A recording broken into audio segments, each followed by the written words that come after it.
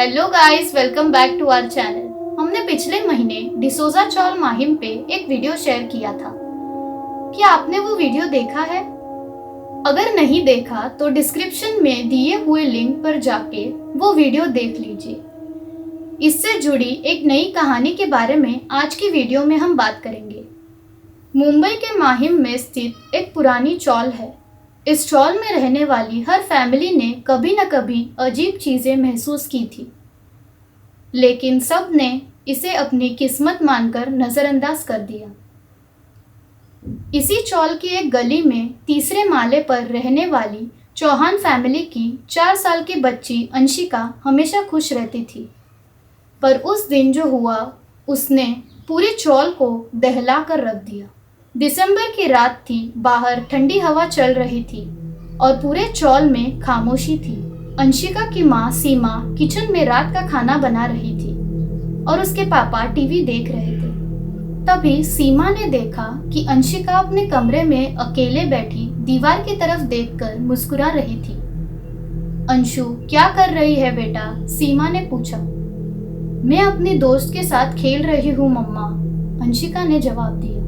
सीमा को पहले लगा कि ये बच्ची की कल्पना होगी। उसने ज्यादा ध्यान नहीं दिया और उसे खेलने दिया।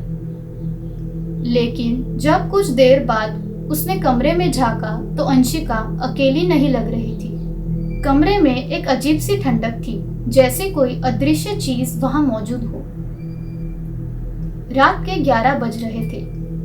अंशिका के पिता राहुल अंशिका को सोने के लिए ले जाने आए, लेकिन जैसे ही उन्होंने कमरे में कदम रखा उन्हें ऐसा लगा कि किसी ने उनकी पीठ पर हाथ रखा। उन्होंने पलटकर देखा पर वहां कोई नहीं था। सीमा, तुम मेरे पीछे से गुजरी क्या? राहुल ने पूछा। नहीं, मैं तो यहाँ किचन में हूँ, राहुल ने उसे अपना वहम समझा। लेकिन अंशिका ने उस पल कुछ ऐसा कहा जिसने उनके रोंगटे खड़े कर दिए। पापा, मेरी दोस्त कह रही है कि आप हमारे खेल में डिस्टर्ब मत करो। ये बात को राहुल ने इग्नोर कर दिया। अगली सुबह सीमा ने अपनी पड़ोसन शीतल को इस बारे में बताया। शीतल का चेहरा सुनते ही सफेद पड़ गया। उसने कहा, सीमा, तुम्हें नहीं पता, इस चौल में लगभग 35 साल पहले एक औरत की कुएं में गिरने से मौत हो गई थी। तब से चौल के कई लोगों को उस कुएं के आसपास उस औरत की मौजूदगी महसूस हुई। उस समय कई लोग चौल छोड़ के दूसरे जगह चले गए। लगभग 20 साल पहले लोग मुंबई की ये डिसोजा चौल को रहने के लिए एक खतरनाक जगह मानने लगे। मगर लोगों का बढ़ता डर देखकर आखिरकार चौल में रहने वाले लोगों ने उस कुएं को मिटा दिया। तब से अब तक ऐसी घटना सुनने में नहीं आई थी। और आज जब तुम ये सब बता रही हो तो मुझे 35 साल पहले की वही सब चीजें याद आ रही है। और मुझे अब लग रहा है कि उस औरत की आत्मा अब कुएं तक सीमित नहीं है। तुम जो बात कह रही हो वो सुन के मुझे काफी अजीब लग रहा है। सीमा को ये सब सुनकर यकीन नहीं हुआ, लेकिन अंशिका का अजीब बर्ताव बढ़ता ही गया। वो अकेले में बात करती, हंसती और कभी-कभी खाली दीवार को घूरती रहती। राहुल और सीमा ने मिलकर एक पंडित को बुलाया। पंडित ने आते ही कहा, इस घर में एक मासूम आत्मा फंसी हुई है। वो औरत अकेली है और अंशिका को अपनी साथी समझती है, लेकिन अगर इसे रोका नहीं गया तो ये आत्मा धीरे धीरे अंशिका पर कब्जा कर सकती है। पंडित ने एक पूजा रखी। पूरे चौल में सन्नाटा था।